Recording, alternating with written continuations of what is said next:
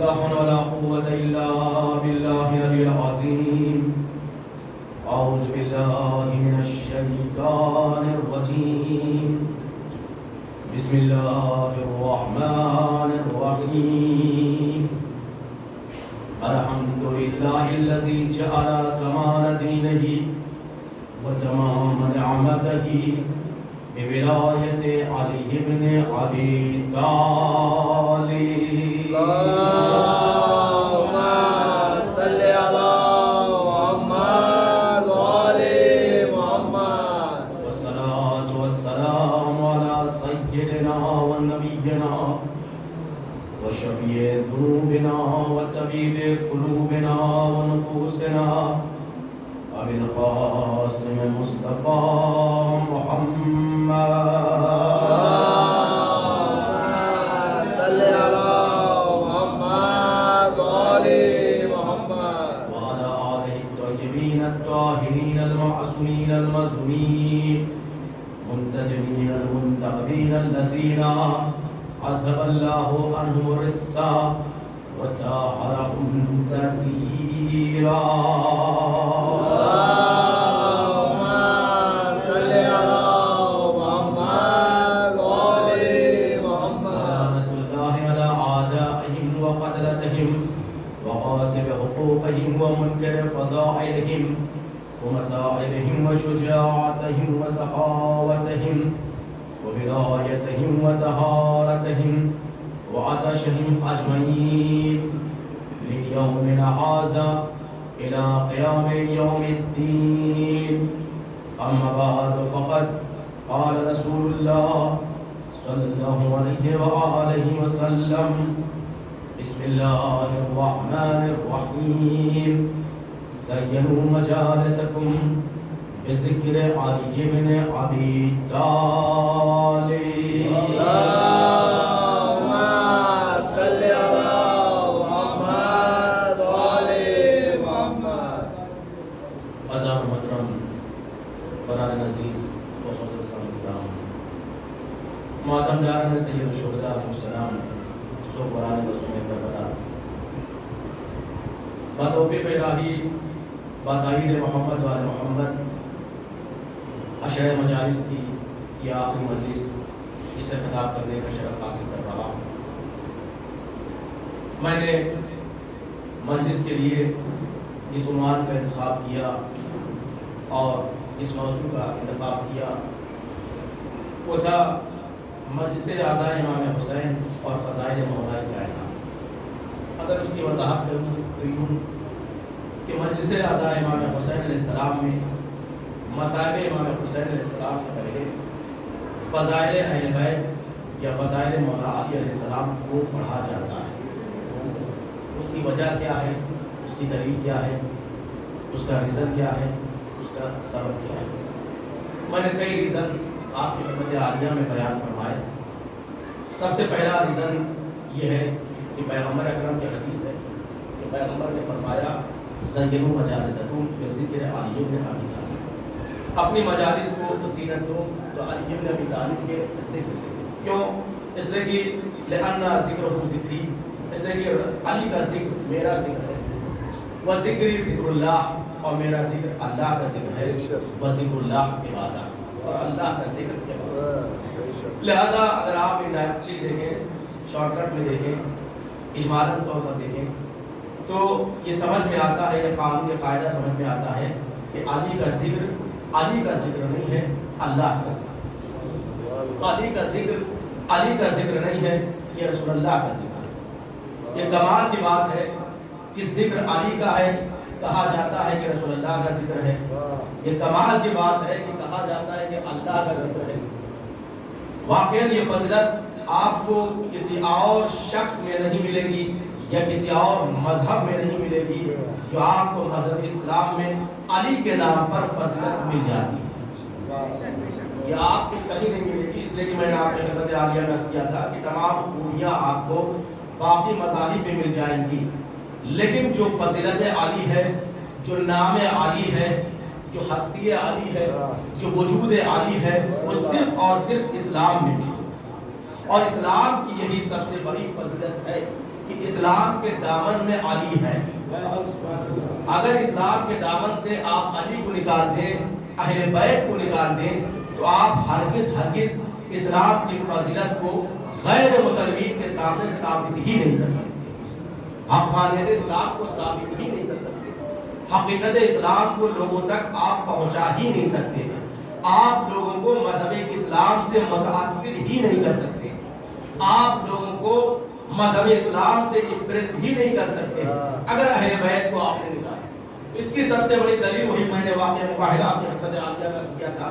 ورنہ دیکھیں ایک وجہ تو یہ ہے مجلس اعضاء میں مصائب امام حسین علیہ السلام سے پہلے جو فضائل علی علیہ السلام پڑھا جاتا ہے، جو فضائل مولا کائنات کا تذکرہ کیا جاتا ہے، ذکر کیا جاتا ہے، فضائل اہل بیت پڑھا جاتا ہے، ایک تو پیغمبر کے حدیث ہے، لہذا پیغمبر کے حدیث کے مطابق حکم رسول ہے کہ ذکر علی کیا جائے، اور اس کے بعد دوسری دلیل یہ ہے جو کہ مولا حسین علیہ السلام کو کربلا کے میدان میں امام علی علیہ السلام کی دشمنی کی وجہ سے قتل کیا گیا، لہذا ضروری یہ ہے کہ علی کے فضائل پڑھا جائے، علی کی فضیلت کا تذکرہ کیا جائے اور علی کے فضائل لوگوں تک پہنچائے جائیں۔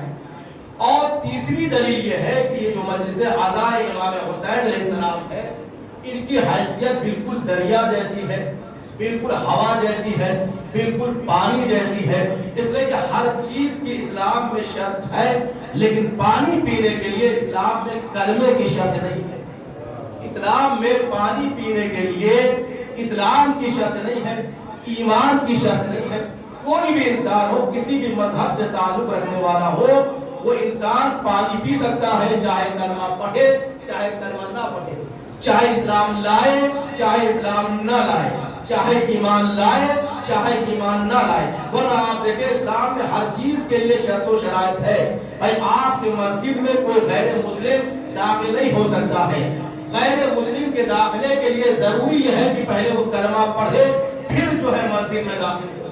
خانہ کعبہ میں ہر انسان نہیں آ سکتا ہے، لہذا یہ جو مجلس اعضاء ہے، یہ جو فرش اعضاء ہے، یہ جو امام بارگاہ ہے، یہ جو درس امام حسین علیہ السلام ہے، یہ جو یونیورسٹی امام حسین علیہ السلام ہے، یہ جو درسگاہ امام حسین علیہ السلام ہے، یہ جو مدرسہ امام حسین علیہ السلام ہے، یہاں پر بھی آنے کی کوئی شرط نہیں ہے، کلمے کی شرط نہیں ہے، اسلام کی شرط نہیں ہے، ایمان کی شرط نہیں ہے، یہاں تک کہ مسلمان ہونے کی بھی شرط نہیں ہے، کسی ریلیجن کی شرط نہیں ہے، کسی دھرم کی شرط نہیں ہے، کسی مذہب کی شرط نہیں ہے، کسی فرقے کی شرط نہیں ہے، کسی مسلک کی شرط نہیں ہے، کسی چیز کی شرط نہیں ہے۔ ہر انسان آئے اور آنے کے بعد ان مجلسوں سے استفادہ کر سکتا ہے۔ لہذا ایک وجہ یہ ہوئی چونکہ ان مجالس اعضاء میں اب غیر مسلمین بھی آتے ہیں، لہذا انہیں اسلام سمجھانے کے لیے فضائل اہل بیت پڑھا جاتا ہے، لہذا انہیں اسلام بتانے کے لیے، انہیں اسلام کی حقیقت کو سمجھانے کے لیے فضائل مولا علی بیان کیا جاتا ہے، اس لیے کہ فضائل علی ہی اسلام کا وہ حقیقی آئینہ ہے کہ جس میں اسلام کے اصل صورت نظر آتی ہے۔ بھائی اسلام اگر آپ کو یہ جاننا ہے کیا یہ مذہب اسلام کیسا مذہب ہے، بھائی دیکھیں اگر آپ مولا علی کے فضائل کو دیکھیں گے تو آپ کو یہ سمجھ میں آئے گا کہ یہ جو اسلام ہے یہ لوٹنے والوں کا مذہب نہیں ہے، یہ لٹانے والوں کا مذہب ہے۔ کہ اسلام اگر علی کے فضائل کو دیکھیں گے تو آپ کو یہ پتا چلے گا کہ یہ اسلام کھانے والوں کا مذہب نہیں ہے، یہ اسلام کھلانے والوں کا مذہب ہے۔ جب آپ علی کے فضائل کو دیکھیں گے تو بھائی آپ کو یہ سمجھ میں آئے گا کہ یہ جو مذہب اسلام ہے یہ بے گناہگاروں کو قتل کرنے کا مذہب نہیں ہے، بلکہ مظلوموں کے ساتھ دینے کا مذہب ہے۔ یہ غریبوں اور مساکین کے مال کو چھین کر کھانے کا مذہب نہیں ہے، بلکہ یہ غریبوں کے خیال رکھنے کا مذہب ہے، اس لیے کہ ساری چیزیں علی نے کر کے دکھائی ہے، علی نے گنہگاروں کو سزا دے کر دکھایا ہے، علی نے غریبوں تک کھانا پہنچا کر دکھایا ہے، علی نے مسکینوں کا خیال رکھ کر دکھایا ہے، علی نے یتیموں کو پال کر دکھایا ہے، علی نے بیواؤں کا خیال رکھ کر دکھایا ہے۔ لہذا اگر آپ اسلام سے علی کو نکال دے، فضائل علی کو نکال دے، تو پھر اسلام میں کچھ نہیں بچتا ہے۔ اسی لیے میں نے آپ کے سامنے عرض کیا تھا، علامہ اقبال کا شعر ہے، بڑا پیارا شعر ہے اور بڑا شاعر محقق شاعر ہے، یہ کوئی عام شاعر نہیں ہے، بلکہ اس نے یہ فرمایا کہ اسلام کے دامن میں باعث کے سوا کیا ہے، ایک ضرب ید اللہ، ایک صد شبیر۔ اسلام میں سوائے علی علیہ السلام کے فضیلت پہ کچھ بھی نہیں ہے، اور علی کی فضیلت تو یہ ہے، اور ضرب ید اللہ یہ ہے، اتنی اہمیت ہے، اتنی فضیلت ہے، اتنی عظمت ہے کہ پیغمبر نے یہ فرمایا ضرب ید اللہ کے لیے، یا علی ضربت علی یوم الخندق افضل من عبادت الثقلین، کہ علی کی ایک ضربت یوم خندق تمام ثقلین کی عبادت سے افضل ہے۔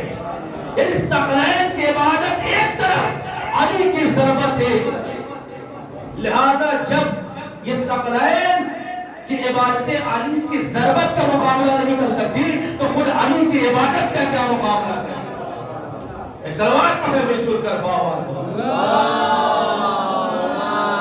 صلی اللہ محمد وآل محمد۔ اور ایک دلیل یہ کہ چونکہ عزیزان محترم لوگوں کو جو مولا علی سے دشمنی ہوئی تھی وہ فضائل سے لاآگاہی کی بنا پر ہوئی، فضائل علی نہ جاننے کی بنا پر مولا علی سے دشمنی ہوئی، لہذا لوگوں کو فضائل علی بتایا جاتا ہے تاکہ علی سے دشمنی نہ ہو۔ اس لیے کہ جب علی سے دشمنی ہو جاتی ہے تو پھر یہ دشمنی صرف علی تک محدود نہیں رہتی ہے بلکہ خدا تک پہنچ جاتی ہے، یہ دشمنی خدا تک پہنچ جاتی ہے۔ اس کے بعد دوسری چیز یہ ہے کہ چونکہ مولا حسین نے یہ فرمایا اپنے خطبے میں، اپنے ارشادات میں کہ ان الحیات العقیدہ والجہاد، امام فرماتے ہیں کہ یہ جو زندگی ہے، یہ جو حیات ہے، یہ جد و جہاد کا نام ہے۔ اس کے لیے عقیدے کے لیے، یہ عقیدے کے لیے جد و جہاد کا نام ہے، لہذا فضائل علی اس لیے پڑھے جاتے ہیں تاکہ ہمارا عقیدہ مضبوط ہو جائے۔ اس سے مسائل علی اس لیے علم رکھا جاتا ہے، اس لیے پڑھا جاتا ہے، اس لیے جانا جاتا ہے تاکہ ہمارے اعمال مضبوط ہو جائیں، ہمارے اعمال مستحکم ہو جائیں، اور اسی طریقے سے فضائل علی پڑھا جاتا ہے تاکہ ہمارے عقائد محکم ہو جائیں۔ اور یاد رکھیں کہ انسان کا عمل کتنا ہی اچھا کیوں نہ ہو، کتنا ہی بہتر کیوں نہ ہو، لیکن اگر انسان کے پاس عقیدہ نہیں ہے تو اس کا عمل لاکھ اچھا ہو، وہ عمل قابل قبول نہیں ہوتا ہے۔ اس کے لیے میں نے دلیل دیا تھا شداد کی، شداد کا عمل اچھا تھا، اس نے جنت بنائی تھی، لیکن عقیدہ خراب تھا۔ عقیدہ خراب یہ تھا کہ اس نے اللہ کے مقابلے میں جنت بنائی تھی۔ اس سے ہمیں یہ بھی پتا چلا، ہمیں عقیدہ ایک یہ بھی ملا، ہمیں قانون یہ بھی ملا، ہمیں قاعدہ یہ بھی ملا، ہمیں اصول یہ بھی ملا کہ اگر کوئی انسان اللہ کی بنائی ہوئی چیز کے مقابلے میں کوئی چیز بناتا ہے وہ جہنمی ہو جاتا ہے۔ بھئی اگر جنت کے مقابلے میں جنت بنایا تو شداد جہنمی ہو گیا، اور اگر کوئی علی کے مقابلے میں اپنا مولا بنائے گا تو وہ بھی جہنمی ہو جائے گا۔ اس سوال پر مل جل کر بابا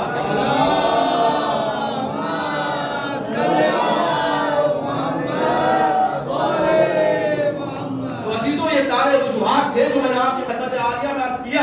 اب یہاں ایک سوال یہ پیدا ہوتا ہے کہ بھئی یہ بتائیے یہ جو مجلس عزائے امام حسین ہے اور مصائب امام حسین علیہ السلام ہے، یہ جو قتل امام حسین علیہ السلام ہے، یہ جو شہادت امام حسین علیہ السلام ہے، اس کا مولا علی کے فضائل سے کیا ربط ہے؟ مولا علی علیہ السلام کا اور مولا علی علیہ السلام کی فضیلت کا امام حسین علیہ السلام کی شہادت سے کیا ربط ہے؟ تو عزیزوں مولا علی علیہ السلام کی فضیلت کا کربلا اور امام حسین علیہ السلام کی شہادت سے وہی ربط ہے جو جناب آدم کی خلافت کا جناب حابیل کے قتل سے ہے۔ نہ آپ متوجہ نہیں ہوئے بھائی، جناب مولا کائنات کی فضیلت کا کربلا میں امام حسین علیہ السلام کی شہادت سے ایک ربط ہے، اور یہ ربط وہی ربط ہے جو جناب آدم کی خلافت کا جناب حابیل کے قتل کا ہے۔ بھائی حابیل کو قتل قتل کیا گیا، اس لیے کہ جناب آدم جب اس دنیا میں آئے ہیں تو روئے زمین پر سب سے پہلا جو قتل ہوا ہے اسے حابیل کا قتل کہا جاتا ہے۔ جناب حابیل کو قتل کیا، کس نے قتل کیا؟ ان کے سگے بھائی نے قتل کیا، یعنی قابیل نے قتل کیا۔ بھائی دیکھیں حسد اور یہ جلن اور یہ بغض یہ کینہ اس حد تک پہنچ جاتا ہے کہ انسان اپنے بھائی کا قاتل بن جاتا ہے۔ بھائی اسی لیے تو میرا مولا نے فرمایا کہ دیکھو کینے سے بچو، حسد سے بچو، بغض سے بچو، جلن سے بچو، اس لیے کہ کینہ وہ بیماری ہے جو انسان کو اندر اندر کھا جاتی ہے۔ ایسا کینے سے انسان کو بچنا چاہیے۔ تو اب یہ قابیل نے جناب حابیل کو قتل کیا، لیکن قابیل نے جو جناب حابیل کو قتل کیا تو اس کے پیچھے انسان کون تھا؟ اس کے پیچھے ماسٹر مائنڈ کون تھا؟ بھائی اس کے پیچھے جو ماسٹر مائنڈ تھا اس کا نام ہے شیطان۔ بھائی شیطان نے قابیل سے حابیل کا قتل کروایا۔ اب شیطان نے قابیل کا قتل کیوں کروایا؟ اس لیے کہ شیطان کو حابیل سے دشمنی نہیں تھی، شیطان کو حابیل سے عداوت نہیں تھی، بس شیطان کو دشمنی تھی جناب آدم سے، شیطان کو دشمنی تھی جناب آدم سے، لیکن اپنی دشمنی نکالا کس سے؟ جناب قابیل جناب حابیل کو قتل کرا کے، جناب حابیل کو قتل کرا کے۔ بھائی اس کا مطلب یہ ہوا کہ کربلا میں امام حسین کو قتل کیا گیا مولا علی کی دشمنی میں، مولا علی کی عداوت میں، یا حابیل کو قتل کیا گیا، حابیل کو قتل کرایا گیا جناب آدم کی دشمنی میں۔ بھائی اس کا مطلب یہ ہوا کہ شیطان کی عادت یہ ہے، اور پرانے شیطانوں کی یہ پرانی عادت ہے کہ باپ کا بدلہ بیٹے سے لیا جاتا ہے۔ ایک سلوات پڑھیں مل جل کر کو آواز ہے بلند،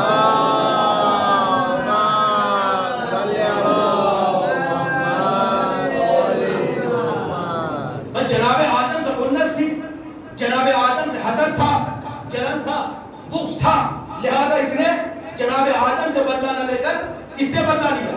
کسے قتل کیا؟ حابیل کو قتل کیا۔ اب سنیں، جناب آدم سے خنس کس بات کی تھی؟ جناب آدم سے حسد کس بات کی تھی؟ جناب آدم سے جو حسد تھی، جو جلن تھی، جو بغض تھا، جو کینہ تھا، وہ اس وجہ سے نہیں تھا کہ جناب آدم کے پاس زمین ہے، جائیداد ہے، باغ ہے، باغات ہے، نہیں، جناب آدم سے جو جلن تھی وہ اس وجہ سے تھی کہ جناب آدم کے پاس فضیلت ہے، اور فضیلت کیا تھی کہ جناب آدم مسجود ملائکہ ہے۔ بس شیطان نے بڑی محنت کی، شیطان جو عبادت کر رہا تھا یہ خلوص کے لیے نہیں کر رہا تھا، شیطان جو اللہ کی ریاضت کر رہا تھا، جو سجدے کر رہا تھا، یہ خلوص کے لیے نہیں کر رہا تھا، بلکہ اس کے دل میں جذبہ حصول عہدہ خلافت تھا۔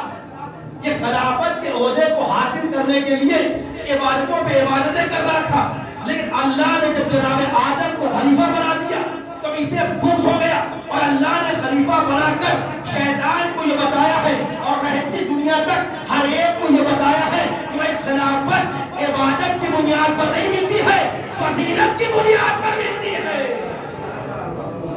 خلافت عبادت کی بنیاد پر نہیں ملتی ہے، لہذا یہ جل گیا، بھول گیا۔ مطلب اس نے کیا ارادہ کیا کہ جناب آدم کو نکلوانے کا ارادہ کر لیا، کہاں سے؟ جنت سے۔ جناب آدم جنت میں رہ رہے تھے، قرآن مجید کی آیت ہے، آپ پڑھتے رہتے ہمیشہ برابر، یا اسکن انت و زوجک الجنہ، اے آدم آپ اپنی زوجہ کے ساتھ جنت میں رہے۔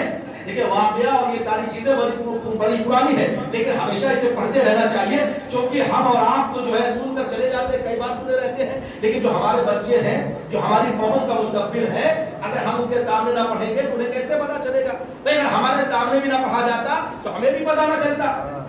اگر ہمارے سامنے جو ہے خیبر نہ پڑھا جاتا، احد نہ پڑھا جاتا، جنگ بدر نہ پڑھی جاتی اور جنگ جمل نہ پڑھی جاتی تو ہمیں کیسے پتا چلتا کہ رسول کی ایک بیوی علی کے مقابلے میں آ گئی؟ بھائی ہمیں کیسے پتا چلتا؟ تو عزیزوں یہ واقعات ہے پرانے، کئی بار آدمی سنتا رہتا ہے ذاکروں سے، لیکن بچوں کے لیے پڑھا جاتا ہے۔ بعض چیزیں ایسی ہوتی ہیں کہ آدمی کو سنتا رہتا ہے لیکن بچوں کے لیے ضروری ہے۔ جناب آدم سے اللہ نے کیا کہا کہ آدم جنت میں رہو، اپنی زوجہ کے ساتھ رہو۔ شیطان نے بہکا دیا جناب حوا کو، وہ درخت کا پھل کھا لیا، تو پھر اللہ نے کیا کیا کہ جناب آدم کو نکال دیا، کہ جنت سے آدم نکل گیا۔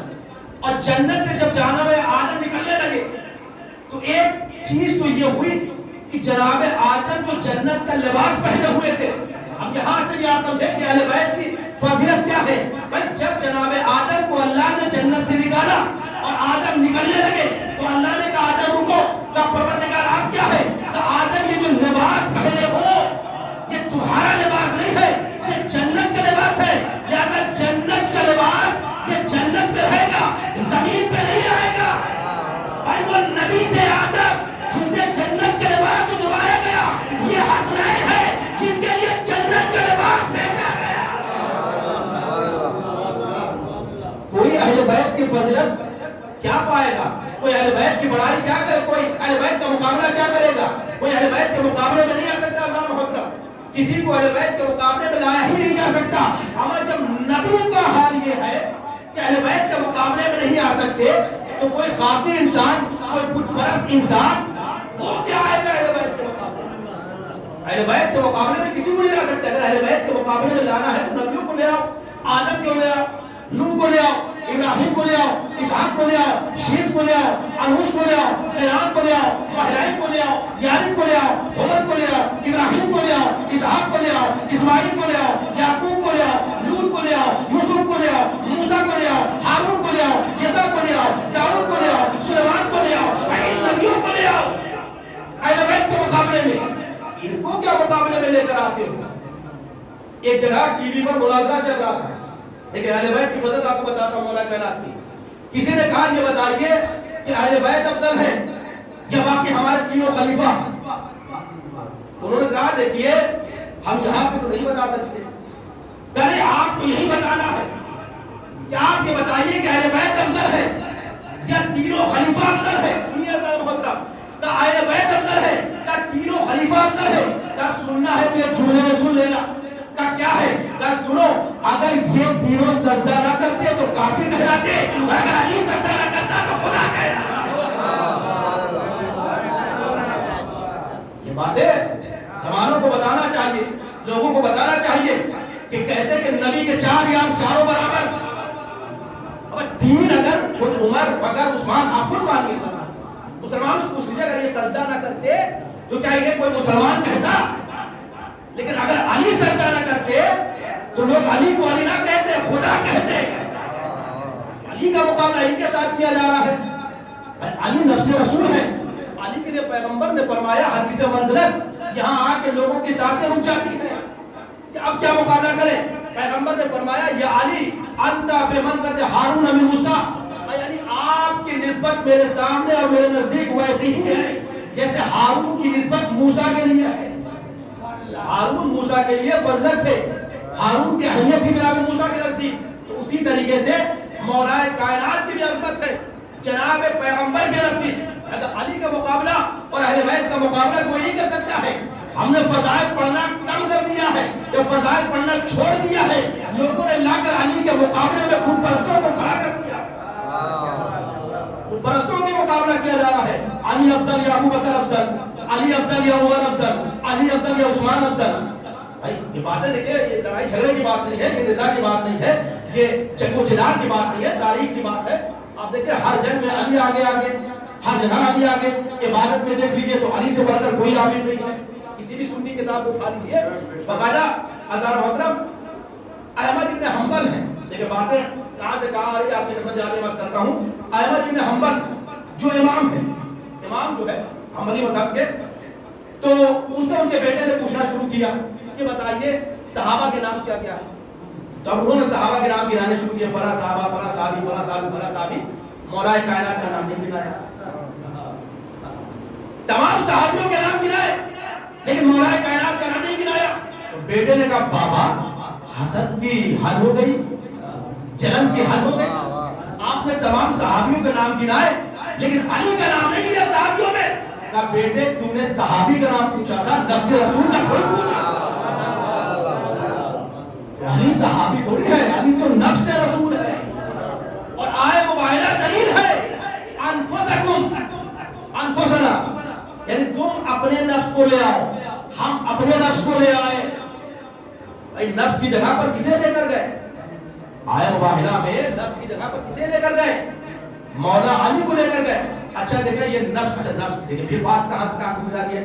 یہ نفس آپ جانتے ہیں نفس عجیب چیز ہے، نفس عجیب چیز ہے۔ ایسا نفس ہے، ایسی عجیب چیز ہے کہ جس کے لیے قرآن میں اللہ نے ارشاد فرمایا کہ کل نفس ذائقۃ الموت، ہر نفس کو موت کا ذائقہ چکھنا ہے۔ بھائی کل نفس ذائقۃ الموت، ہر نفس کو موت کا ذائقہ چکھنا ہے، موت کا ذائقہ چکھنا ہے۔ تو بھائی جس کے پاس نفس ہوگا اسے موت کا ذائقہ چکھنا ہے، لیکن جس کا نفس شب ہجرت بک گیا ہو،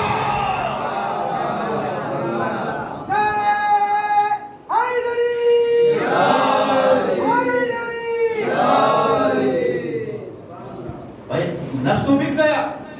اب لوگ یہ کہتے ہیں کہ یہ بتائیے کہ یہ جو علی ہے یہ تو نجف میں سو رہے ہیں۔ اس طرح رسول پر شب ہجرت پیغمبر اکرم کی جگہ مولا کائنات سوئے نہیں سوئے؟ کیا کہا پیغمبر نے مولا علی سے؟ یا علی آپ سو جائیے میری جان بچ جائے گی، علی آپ سو جائیے میری جان بچ جائے گی۔ بھائی دیکھیں یہ سونا ہے، یہ سونا ہر ایک کا سونا ایک دوسرے کو فائدہ نہیں پہنچاتا ہے۔ بھائی آپ تھکے ہیں جلوس میں، آپ نے جلوس کیا 2 گھنٹہ 2.5 گھنٹہ، اب میں یہ کہوں کہ بھائی آپ تھک گئے، کوئی بات نہیں میں سو جاؤں گا، آپ کو آرام مل جائے گا۔ بھائی اگر آپ تھکے ہیں تو آپ سوئیں گے تو آپ کو آرام ملے گا، میں تھکا ہوں میں سوؤں گا تو مجھے آرام ملے گا۔ لیکن یہاں کیا کہا؟ یعنی آپ سو جائیے میری جان بچ جائے گی، یعنی آپ سو جائیے میری جان بچ جائے گی۔ ہے بھی نہیں عجیب بات نظام محترم؟ اور علی سوئے، اب پیغمبر کی جان بچ گئی۔ اب ہم سے لوگ یہ کہتے ہیں یہ بتائیے یہ جو آپ علی کو اپنی مدد کے لیے بلاتے ہیں، بھائی علی تو نجف میں سو رہا ہے، وہ آپ کی مدد کیسے کرے گا؟ ارے جیسے سو کر نبی کو بچا رہا ہے ویسے ہی ہمیں بھی بچائے گا۔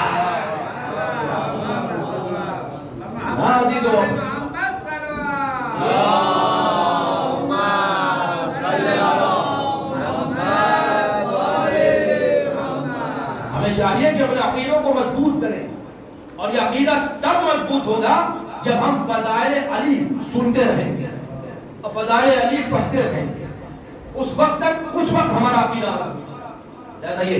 اب دیکھیں جناب آدم تک آئے، جناب آدم کو اللہ نے نکال دیا، جنت سے لباس بھی اتار لیا، لیکن کیا نام ہے حسنین وہ ہے کہ جن کے لیے اللہ نے جنت سے لباس بھیجا۔ وہ پورا واقعہ سننا مقصود نہیں ہے۔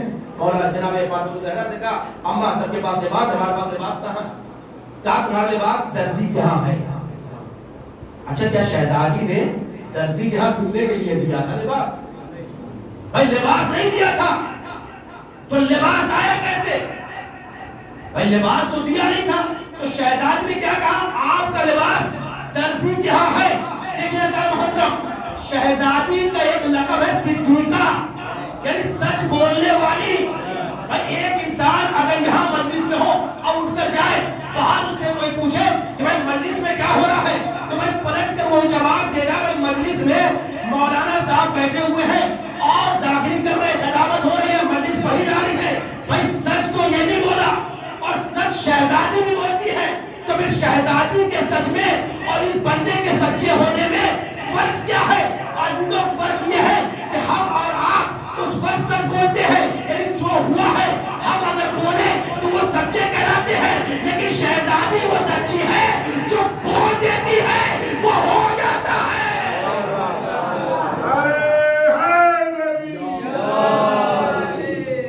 آپ جتنی بھی تاریخ پڑھیں، آپ جتنی حدیثیں پڑھیں، آپ قرآن مجید کی جتنی بھی آیت پڑھیں، ہر آیت میں اہل بیت کی فضیلت چھپی ہوئی ہے، لیکن جب آل محمد پڑھیں گے تو ہر آیت میں اہل بیت کی فضیلت ابھری ہوئی نظر آئے گی، سامنے نظر آئے گی۔ یہ ہمارا اور آپ کا علم ہے، وہاں تک علم نہیں ہے، لہذا ہمارے لیے چھپی ہوئی ہے فضیلت۔ یہ قرآن یہ صرف قرآن نہیں ہے بلکہ یہ قصیدہ اہل بیت علیہ السلام ہے، یہ قصیدہ ہے۔ لہذا اس لیے بھی ہمیں اور آپ کو چاہیے کہ قرآن مجید کی تلاوت کر لیا کریں، قرآن مجید کو پڑھ لیا کریں، یہ سمجھ کے پڑھ لیا کریں کہ یہ اہل بیت کا قصیدہ ہے، یہ اہل بیت کا قصیدہ ہے، یہ اہل بیت کی مدح ہے، یہ اہل بیت کی تعریفیں ہیں، یہ اہل بیت کے فضائل ہیں، یہ کتنی بہت ساری دلیل ہزار محترم۔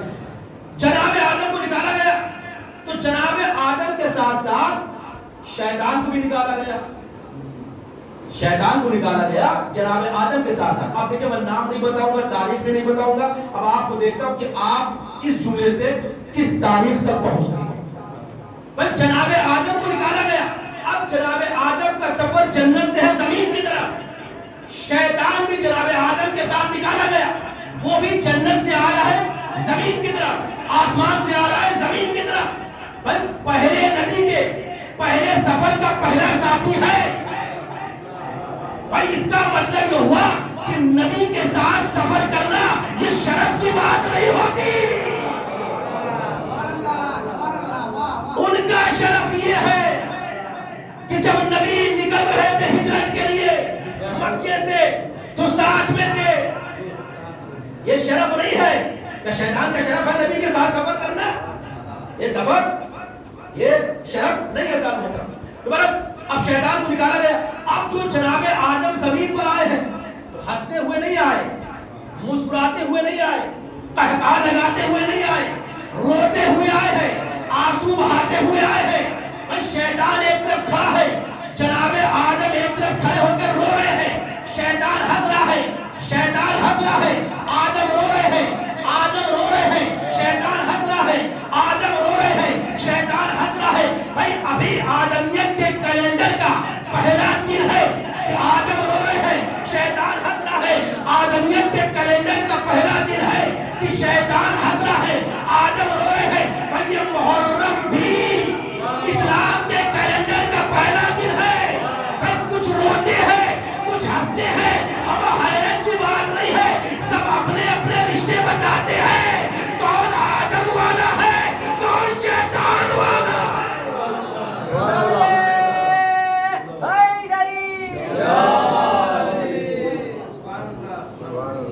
کون آدم والا ہے کون شیطان والا ہے۔ اس کے بعد آپ سنتے ہیں کہ جناب آدم روئے تو جناب آدم سے کہا گیا کہ آپ جو ہے اللہ سے توبہ کیجیے، معافی مانگی۔ معافی مانگنا شروع کیا، کیسے؟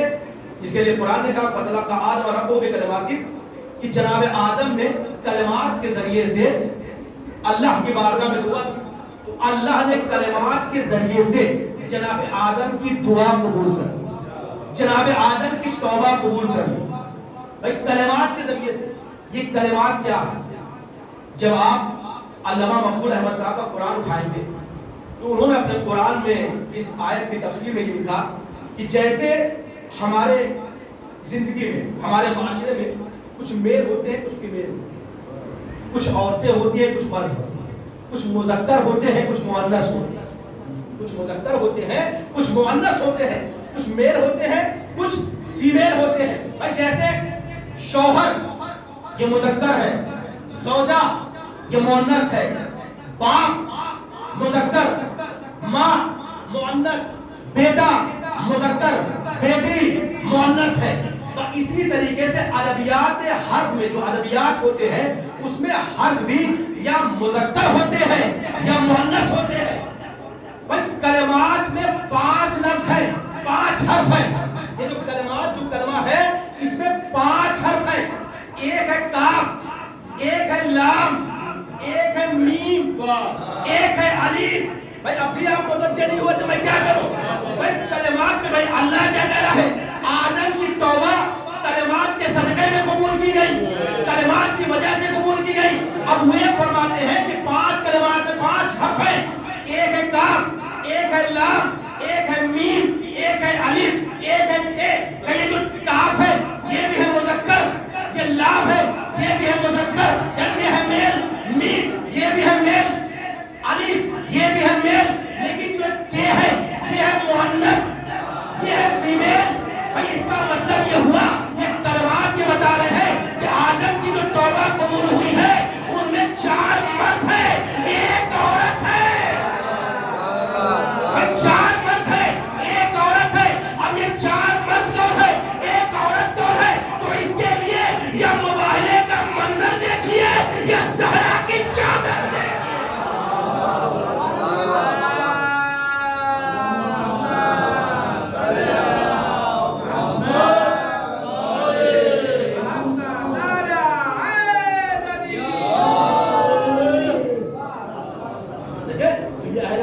فضیلت چاہے تاریخ اٹھائیے آپ، چاہے حدیث اٹھائیے، چاہے آیت اٹھائیے، چاہے قرآن اٹھائیے، چاہے مسائل شریعت اٹھائیے، ہر جگہ سے اہل بیت کی فضیلت ثابت ہے۔ اس لیے کہ یہ اسلام کا جز نہیں ہے کہ اسلام کی اصل ہے، اسلام کی اساس ہے، اسلام کی جڑ ہے، اسلام کی بنیاد ہے. لہذا اگر آپ بنیاد کو نکال دیں گے تو کچھ نہیں بچے گا، اصل کو نکال دیں گے، جڑ کو نکال دیں گے تو کچھ نہیں بچے گا. یہ فضائل علی ہمارے عقیدوں کو مضبوط کرتا ہے. فضائل علی تو یہ فضیلت ہے عزیزان محترم، یہ کیا ہے؟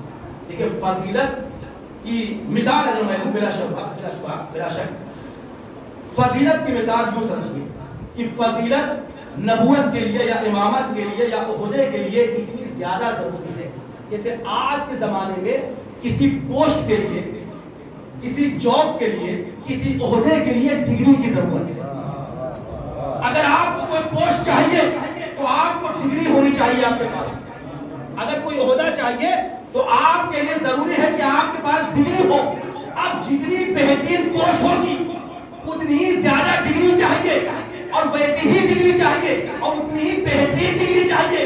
اب جتنی بہترین ڈگری ہوگی اتنی بہترین ہی آپ کو پوسٹ بھی ملے گی. بھائی ابراہیم ایسے نبی ہے کہ جو نبی بھی ہے اور امام بھی ہے، اس لیے کہ ابراہیم کا امتحان باقی نبیوں سے زیادہ ہے.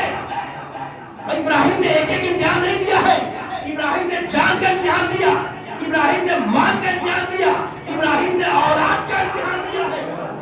ہر نبی نے جان کا امتحان نہیں دیا، ہر نبی نے مال کا امتحان نہیں دیا، ہر نبی نے اولاد کا امتحان نہیں دیا ہے. لہذا جناب ابراہیم چھوٹی ازالہ محترم اتنی زحمتیں ہیں، اتنی پریشانیاں اٹھائی، لہذا اللہ نے جناب ابراہیم کے لیے کیا کہا؟ انی جاعلک للناس اماما، میں تمہیں لوگوں کا امام بنا رہا ہوں. تو یہ فضیلت جو ہے یہ نبوت کے لیے ایک سمجھیے ڈگری ہے، یہ امامت کے لیے یا رسالت کے عہدے کے لیے ڈگری ہے، مثال کے طور پر کہہ رہا ہوں. تو برابر یہ فضیلت بہت زیادہ ضروری ہے. فضیلت کی اتنی امپورٹنس ہے، فضیلت کی اتنی اہمیت، توجہ سنیں بھائی، فضیلت کی اتنی اہمیت ہے، فضیلت کی اتنی امپورٹنس ہے کہ اللہ نے نبیوں سے نبوتوں کا اعلان بعد میں کروایا ہے، فضیلتوں کا اظہار پہلے کروایا. بھائی بنا دلیل کے بات نہیں کر رہا ہوں. بھائی دلیل کیا ہے؟ دیکھیں جناب عیسیٰ سب سے پہلی دلیل، جناب عیسیٰ جب پیدا ہوئے تو جناب عیسیٰ نے سب سے پہلے یہ نہیں کہا اللہ نے مجھے نبی بنایا ہے، اللہ نے مجھے رسول بنایا ہے. بھائی جناب عیسیٰ نے کیا کہا؟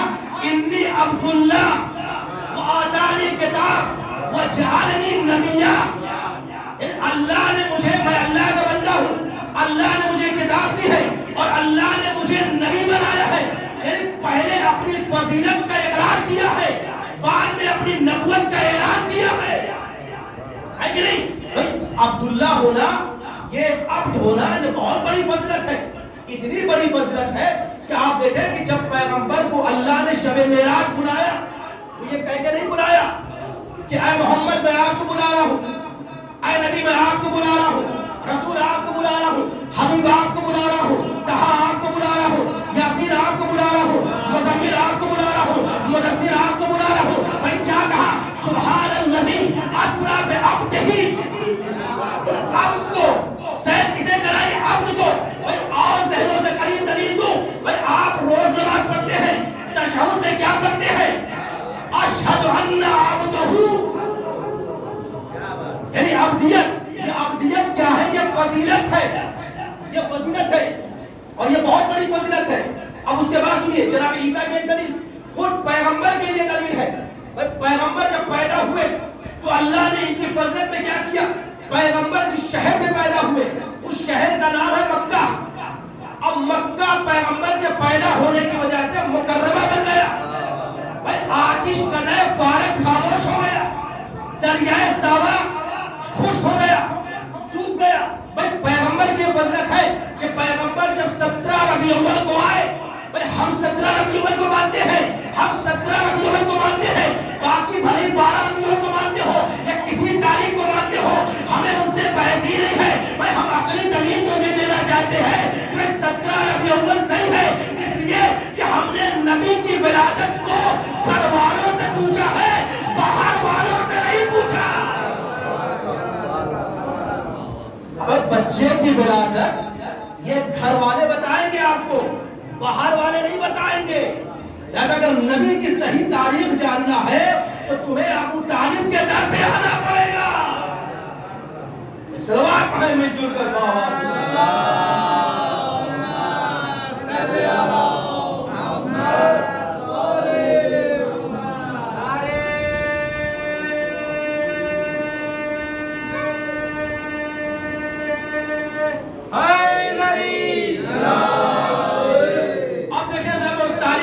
तारीख में जो अली के फजल साबित की है किस तरीके से देखें भाई रसूल अल्लाह मक्का मुकर्रमा में पैदा हुए भाई रसूल का मक्के में पैदा होना और आतिश कदे फारस का खामोश हो जाना बुझ जाना गुर हो जाना और दरियाए सावा का खुश हो जाना सूख जाना भाई इस बात की दलील है कि पैगंबर सुर अशीरा से नबी नहीं है हमेशा से नबी है भाई पैगंबर सुर अशीरा से नबी नहीं है हमेशा से नबी है। पर इसी तरीके से अली का खाने काबा में 13 रजब को पैदा होना और 13 रजब को पैदा होना और काबे की दीवार में दर का होना इस बात की दलील है कि अली खलील से वली नहीं है जब से नबी नबी है अली वली वली है।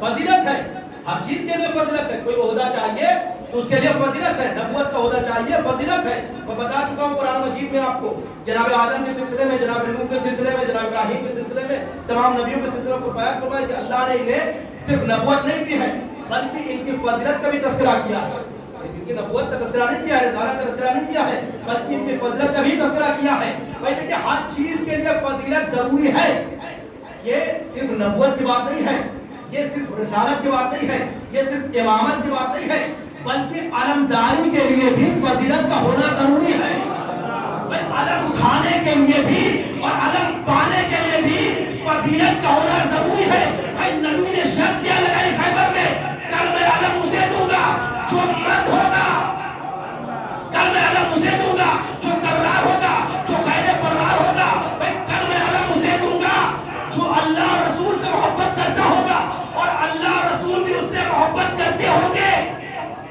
अब देखें कि जो अलम है अलम की तारीख बड़ी पुरानी तारीख है ये कोई नई तारीख नहीं है ये खैबर की तारीख नहीं है। सुनिए जनाब आदम के बेटे जनाब शीस जब जनाब हाबिल कत्ल कर दिए गए तो अल्लाह ने उन्हें बेटा दिया जनाब शीस तो शीस और काबिल में जंग हुई समझिए कि पहला वर्ल्ड वार था ये पहली जंगें जो है अव्वल थी कि जो हुआ जनाब शीस और जनाब काबिल के जनाब आदम के बेटे काबिल के दरमियान में ये जंग हुई तो अब काबिल की तरफ लश्कर ज्यादा था हाँ ये शीस की तरफ कम था तो अल्लाह ने जनाब शीस की मदद के लिए आसमान से फरिश्तों को नाज़िल किया। अब जो आसमान से फरिश्ते आए ये तलवार लेकर नहीं आए ये नेज़ा लेकर नहीं आए ये असलहा लेकर नहीं आए ये हथियार लेकर नहीं आए भाई ये आलम लेकर आए भाई आलम लेकर किस लिए आए आलम लेकर आए मदद के लिए। इसका मतलब यह हुआ कि आलम से मदद का पुराना ताल्लुक है आलम से मदद का पुराना ताल्लुक है और सुनिए जो अलमदार होगा वही मददगार भी होगा। भाई आलम कहाँ है आलम मकतूलों के खानदान में आया आलम कातिलों के खानदान में नहीं आया कातिलों की तरफ नहीं आया है भाई इसका मतलब ये हुआ कि आलम आपको हमेशा मकतूलों की तरफ मिलेगा कातिलों की तरफ नहीं मिलेगा। और फिर ये आलम जो जमीन पे बनाया है सबसे पहले आलम जमीन पे किसने बनाया हमारे यहाँ आलम पे भी एतराज किया जाता है ये आलम कहाँ से लाए ये ताबूत कहाँ से लाए ये सरी कहाँ से लाए ये बाकी परचम कहाँ से लेकर आए तो आप उससे उन्हें जवाब ना दीजिएगा भाई आलम कहाँ से लाए ताबूत कहाँ से लाए ये परचम कहाँ से लाए आप परख कर उनसे कहिएगा कि भाई जहाँ से आप तरावी ले आए हैं वहीं से हम आलम ले आए हैं जहाँ से आप ताबूत ले आए हैं वहीं से हम जो है आलम जहाँ से आप तरावी ले आए हैं वहीं से आप ताबूत ले आए हैं। तरावी कुरान में तो है नहीं रसूल ने अल्लाह ने हुक्म नहीं दिया रसूल ने पढ़ाया नहीं तो फिर आप क्यों पढ़ते तो हम लोग को भी वही मैं पहले भी अर्ज किया था कि आप भी पढ़कर क्वेश्चन किया करिए सवाल किया करिए। तो सबसे पहला जो आलम बनाया है ये तारीख जानिए सबसे पहला जो आलम बनाया है वो जनाब इब्राहिम ने बनाया है जमीन पे। अब ये अजीब बात है कि काबा भी जनाब इब्राहिम ने बनाया आलम भी जनाब इब्राहिम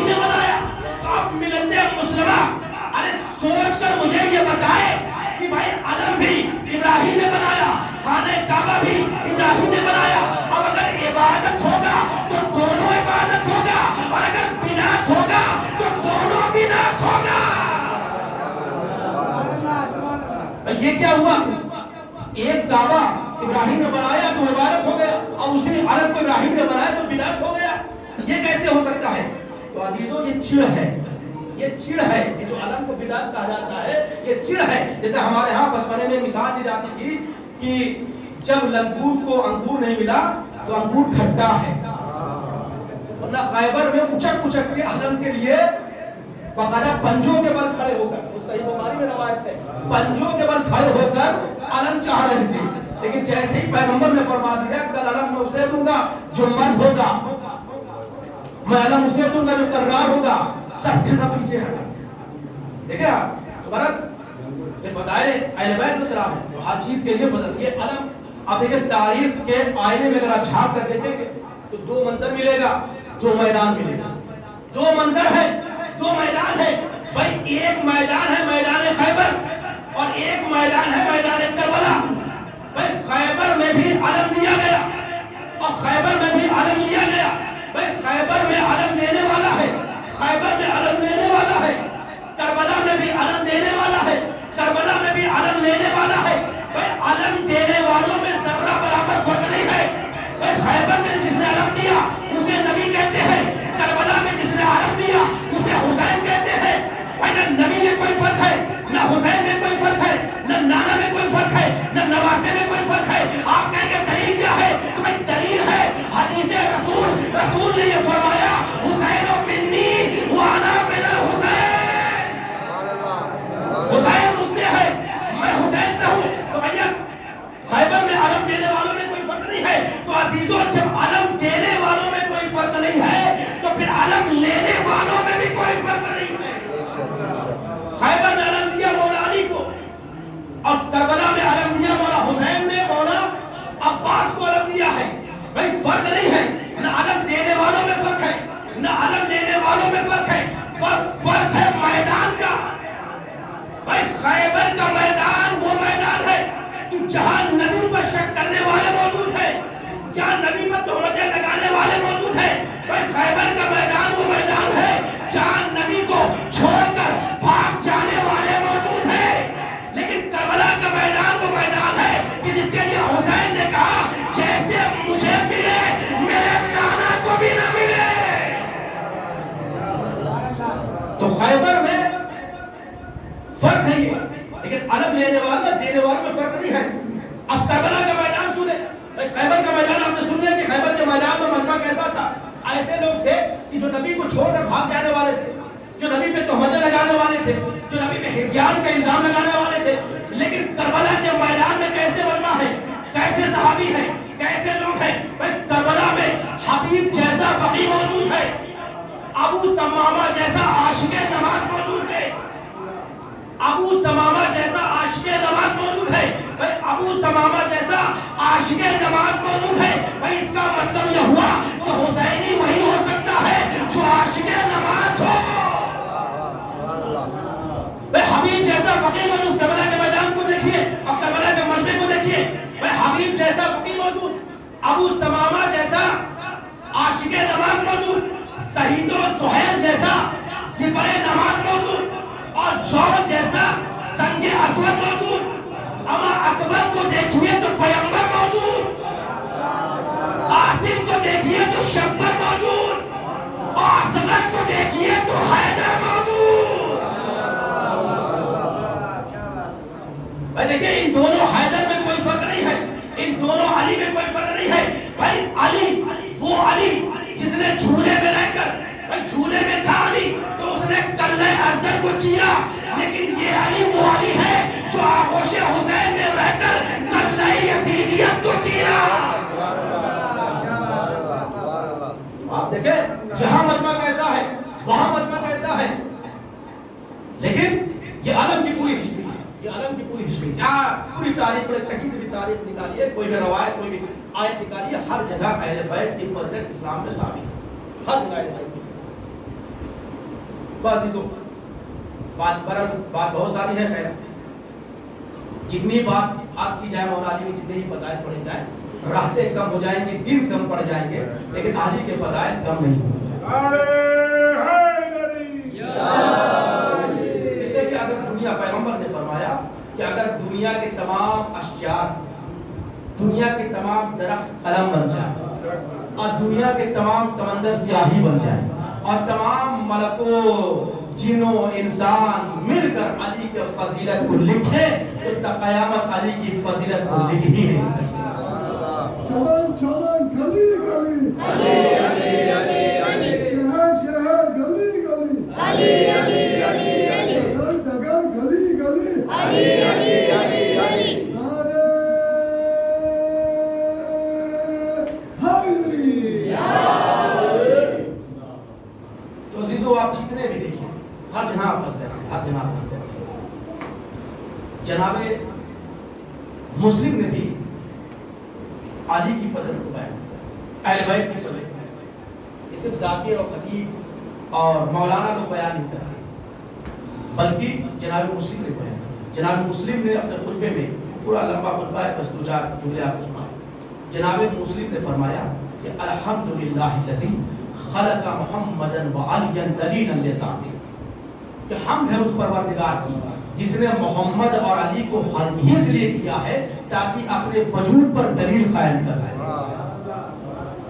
یہ حدیث قدسی ہے بھائی، حدیث قدسی میں اللہ نے کیا فرمایا، کنتو کنزا مخفیہا، میں چھپا ہوا خزانہ تھا، فاحببت ان اعرف فخلقت الخلق، بس میں نے چاہا کہ میں پہچانا جاؤں تو میں نے مخلوق کو خلق کیا، اور مخلوق محمد والے محمد ہیں۔ اس کے بعد فرمایا وجعل احدهم روحه والآخر نفسه، اور پھر اللہ نے ان میں سے ایک کو اپنی روح قرار دیا ہے اور ایک کو اپنا نفس قرار دیا ہے۔ وجعل اول منهما تاجا لمشیته، اور ان میں سے ایک کو اللہ نے اپنی مشیت کا تاج قرار دیا ہے۔ وجعل ثانیا سیفا لارادته، اور اللہ نے دوسرے کو اپنی مشیت کی تلوار قرار دیا۔ اس کے بعد فرمایا کہ فمزیا طاہران تقیان ولیس لہما وارث علی وجہ الارض سوى الحسین علیہ السلام۔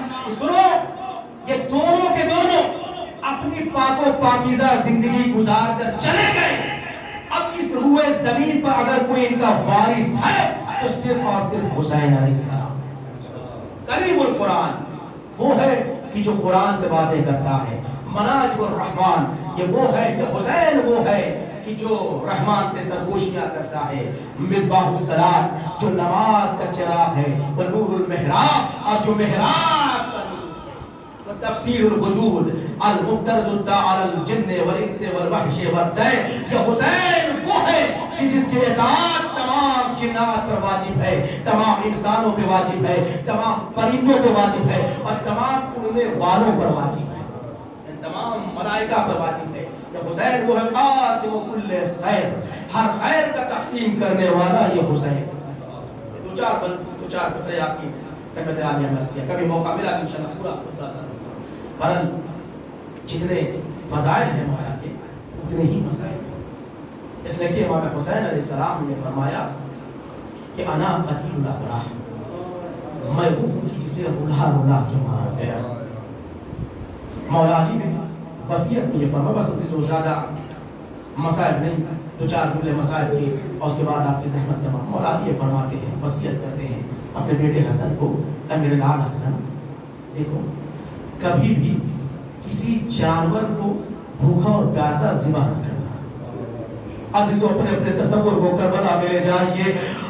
امام فرماتے ہیں کیا ہے بیٹا حسن، دیکھو کسی جانور کو بھوکا اور پیاسا ذبح نہ کرنا۔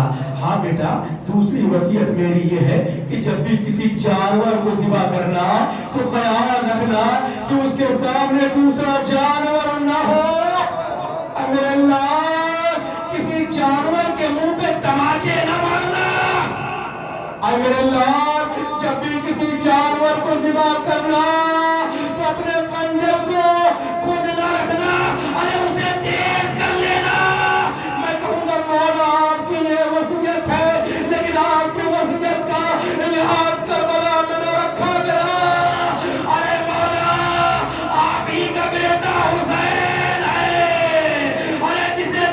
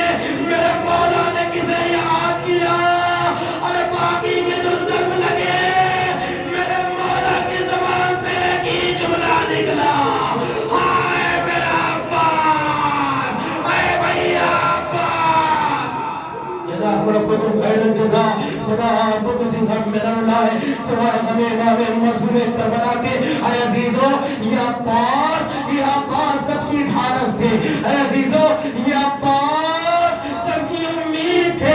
ارے جب عباس جانے لگے ہیں نا، میں ایک جملہ فرماتا ہوں عزیزو، جناب زینب یہ بیویوں کو جمع کرتی ہے اور جمع کرنے کے بعد یہ کہتی ہے بیویوں میں نے جو تم سے مدینے سے چلتے ہوئے ایک وعدہ کیا تھا کہ میں تمہارے پردے کی حفاظت کروں گی، اے بیویوں ارے میں وہ اپنا وعدہ واپس لیتی ہوں، اس لیے کہ میرا عباس اب میدان میں جا رہا ہے۔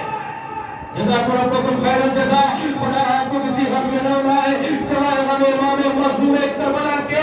ہاں عزیزو جب شام غریبہ آئی ہے اور چادریں چھینی گئی، مقتل یہ کہتا ہے ارے اسی عمر سان ملعون نے جناب زینب کے سر سے چادر اتارا اور چادر کو لہراتا ہوا فرات کے کنارے آیا جہاں عباس کا لاشا پڑا تھا، اور لاشے پہ چادر ڈال کر یہ کہتا عباس ارے اس چادر کی بڑی حفاظت کرتے تھے، ارے بڑا ناز تھا اس چادر کا، لو عباس چادر لے آیا۔ اللہ اللہ عزیزو عباس پہ کس کس کو ڈھارس تھی، اور سکینہ کو بھی جب بھی تماچے لگے سکینہ نے اپنے بابا کو نہیں پکارا، سید سجاد سے شکایت نہیں کی، ہر تماچے پر ہر تازیانے پر سکینہ یہ کہتے اے چچا عباس دیکھ رہے ہو نا، اے چچا عباس میری مدد کرو۔ عزیزو یہ سکینہ کون تھی؟ میرا نیر اور مرزا دبیر اپنے مرثیہ میں پڑھتے ہیں سکینہ اپنے گھر کی چہیتی بیٹی تھی، سکینہ لاڈلی بیٹی تھی، اور سکینہ وہ بیٹی تھی کہ سکینہ سید سجاد و اکبر و قاسم و محمد و عباس و حسین کے ہوتے ہوئے کبھی سکینہ نے زمین پہ قدم نہیں رکھا، اور ہوتا یہ تھا کہ جب سید سجاد اپنی آغوش میں لیتے، علی اکبر پڑھ کے اپنی آغوش میں لیتے، علی اکبر کی آغوش سے قاسم کی آغوش میں، قاسم کی آغوش سے عباس کی آغوش میں، عباس کی آغوش سے حسین کی آغوش میں۔ عزیز و اقبال کا واقعہ ہے، سکینہ زمین میں اتر کے چلنے لگی، ایک مرتبہ مولا عباس نے بڑھ کے سکینہ کو اپنی آغوش میں لیا، کہا میری بیٹی سکینہ ارے غلاموں کے ہوتے ہوئے شہزادیاں پیدل نہیں چلتی، میں کہوں گا عباس آج ان بیویوں کا اتنا خیال ہے، ارے بعد شہادت آئیے آئے مولا، ارے یہی بیویاں ہیں کربلا سے کوفہ، کوفے سے شام، ارے کوئی تازیانے لگا رہا ہے، کوئی تماچے، انا للہ و انا الیہ راجعون وسیعلم الذین ظلموا ایام قلبی۔